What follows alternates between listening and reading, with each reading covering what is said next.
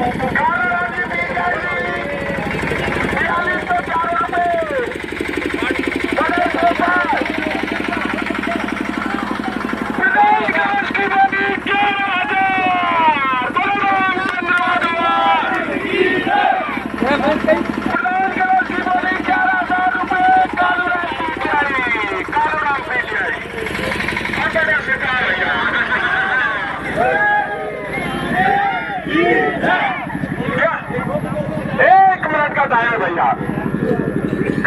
जी PTI 11,000 रुपए प्रधान कलश की बोली चल रही है। 1 मिनट से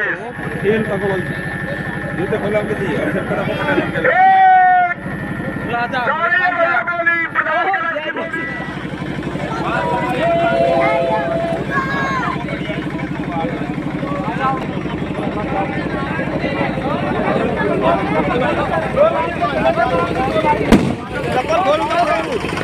एक बार उठा ले क्या मैं नारे लगे नारे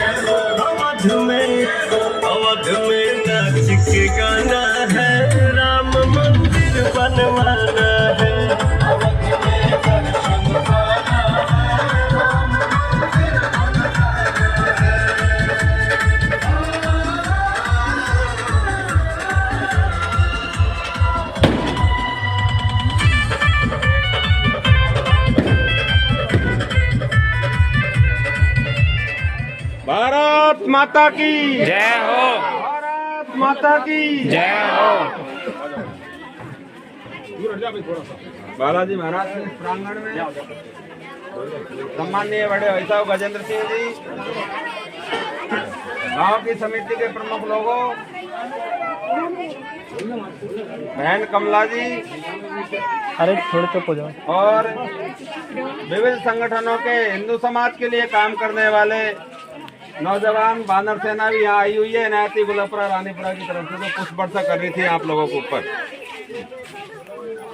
ये कलश यात्रा हमारे हिंदू समाज की परंपरा रही है। अनेकों वर्षों से, सनातन काल से हमारा हिंदू समाज इस प्रकार की कलश यात्रा शुभ कामों में निकालता है। आज हमारे लिए एक विशेष दिन आने वाला है। वो अयोध्या जी में भगवान श्री राम का एक विशाल और भव्य और दिव्य मंदिर बनने वाला है और वो पूर्ण होने की ओर है, जिसकी मूर्ति की प्राण प्रतिष्ठा 22 जनवरी को दोपहर होने वाली है। उस अयोध्या जी के मंदिर से देश के प्रमुख सन्यासियों के द्वारा चावल को पूजित करके हिंदू समाज के प्रत्येक घर में भेजने के लिए आह्वान किया है और उसी आह्वान को पूरा करने के लिए गांव-गांव में आपके यहाँ जैसा कार्यक्रम हो रहे हैं। राम भक्त हर घर में जाएंगे, भगवान श्री राम का चित्र, एक पत्रक और पूजित अक्षत लेकर के निमंत्रण देंगे और उस परिवार से आह्वान करेंगे कि अपने जीवन में जब भी सौभाग्य मिले राम जी के दर्शन करने के लिए आपको आना है। माता बहनें बड़ी संख्या में आप घर का काम छोड़ करके आइए, आप धन्यवाद का पात्र होई। पर इस राम काज में जो भी काम करते हैं, चाहे वो नरनील की तरह काम करे, चाहे वो छोटी गिलहरी की तरह काम करें, सबका इतना ही योगदान होता है। भगवान राम हमारे जीवन में जब उतरेंगे तो समाज में एक दृश्य देखने को मिलेगा। वो दृश्य होगा जातिवाद विहीन समाज, समरसता युक्त समाज। समाज में कोई भेदभाव नहीं होगा, कोई पीछे रह गया, छूट गया, झोपड़ी में रहता है, उसका पक्का मकान का निर्माण होगा। समाज एक समरस हो जाएगा, कोई जाति छोटी और बड़ी नहीं होने वाली है, भेदभाव मुक्त। एक प्रकार का आतंक जिस प्रकार देश में चला 1990 के दशक में, एक और इस बाबर के द्वारा बनाई गई बाबरी मस्जिद को राम भक्तों ने ढहाया और एक और उस कश्मीर से हिंदू समाज को निकाला जा रहा था। उस समय एक पत्रकार बंधु लिखता है अपने लेख में कि मैंने एक बहन को सड़कों पे 10 रुपए मांगते हुए देखा, तो उनने भी सामान्य उस बहन को एक भिखारिन समझा और उस बहन से जब बात की तो उस बहन ने कहा मुझे मेरे बेटे को दूध पिलाने के लिए 10 रुपए की आवश्यकता है, मुझे परिवार चलाने के लिए 10 रुपए नहीं चाहिए। उस पत्रकार ने पूछा कि ऐसी क्या परिस्थिति है आपके सामने, तो उस बहन ने अपना पल्लू हटा करके दिखाया कि आतंकवादियों ने उसके दोनों स्तन काट दिए थे, इसलिए उसको बेटे को दूध नहीं पिला पाती। एक दृश्य वो था देश में जब हिंदू समाज की माता बहनों के साथ अनाचार, अत्याचार, दुराचार हुआ।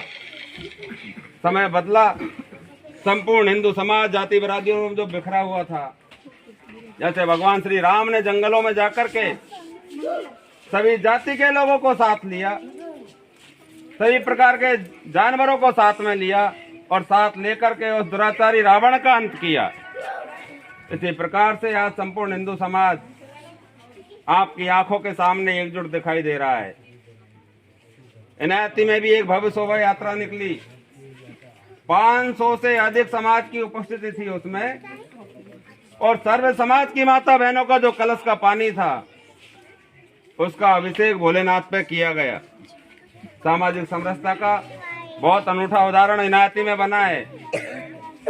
पूरे गांव-गांव, ढाणी-ढाणी में एक आह्वान हुआ है कि भ्रष्टाचार मुक्त समाज बनाने के लिए सभी बंधु भगिनियों को एक साथ आगे बढ़कर के काम करना पड़ेगा।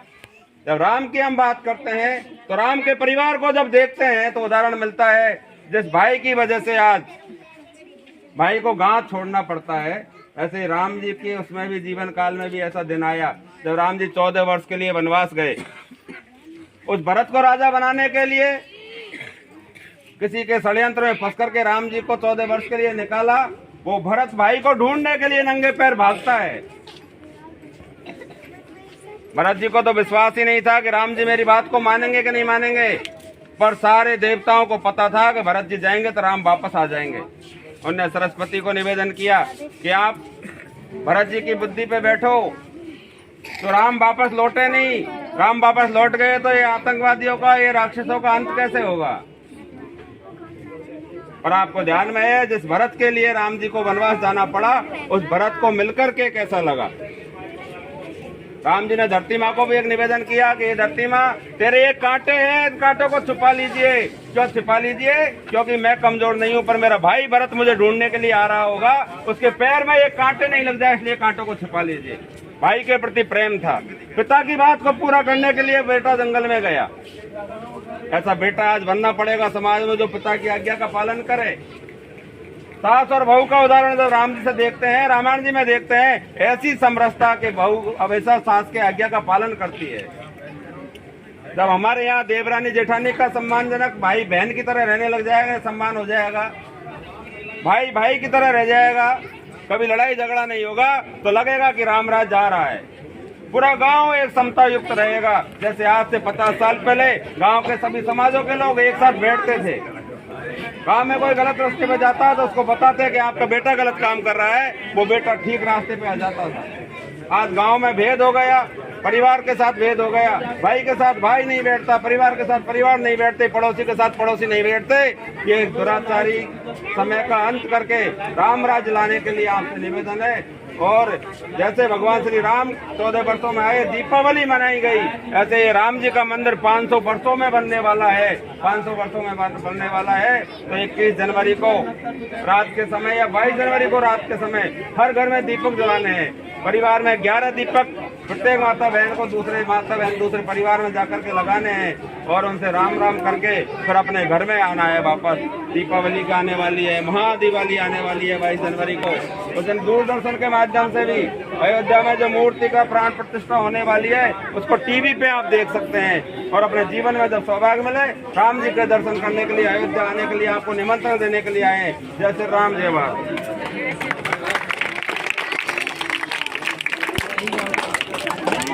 अभी जैसे राम जी का आज निमंत्रण देने के लिए आए, ऐसे ही घर घर से आपसे रुपए मांगने के लिए भी आए थे। तो अड़ूदा जब हम गए, श्रीमान गजेंद्र सिंह जी ने 1,11,000 रुपए का चेक देके उस राम मंदिर के काम में लगाई राशि थी। इसके लिए भी भाई साहब को बहुत बहुत धन्यवाद। संघ में सम्मान नहीं होता, नहीं, माफ करना, नहीं होगा, सम्मान नहीं होगा, बिल्कुल।